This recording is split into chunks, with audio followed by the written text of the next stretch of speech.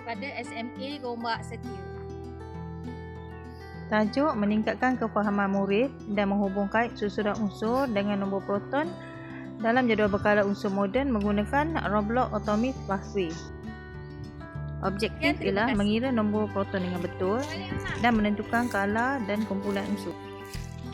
Penyataan masalah. Murid tingkatan 4 sukar memahami susunan nombor proton di dalam jadual berkala unsur moden. Kuesioner dan matlamat kajian ini ialah membantu murid menguasai pengiraan nombor proton unsur dalam jadual berkala moden. Terdapat 4 langkah untuk melaksanakan projek. Pertama, pretest, penerangan, post-test dan penggunaan Roblot Atomic Pathway. Untuk menggunakan aplikasi Roblot, murid perlu login aplikasi Roblot dan selesaikan latihan sehingga habis soalan dan mendapat ganjaran. Aplikasi Roblot ini murid boleh selesaikan di mana sahaja dan mudah untuk mengulang kaji dan menambah kefahaman mengenai pengiraan nombor proton unsur.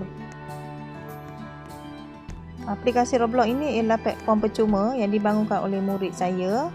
Di dalam ini baru terdapat 10 soalan ringkas untuk ringkas permulaan. Kemudian kita akan tambah lagi lah soalan yang berkaitan dengan nombor proton dan tajuk-tajuk yang berkaitan.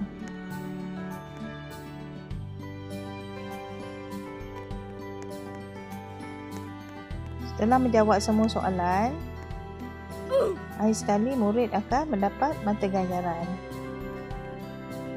Murid boleh berulang kali menjawab soalan yang ada di platform Roblot. Untuk proses pengawalan dan pemantauan, saya merujuk di SKP, semakkan latihan murid dan hasil kerja murid setelah latihan yang diberikan.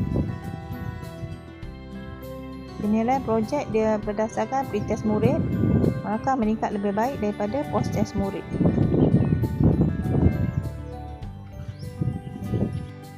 Impak, murid dapat menguasai pengiraan nombor proton suatu unsur dan lebih faham untuk menjawab soalan kebat yang melibatkan tajuk ini.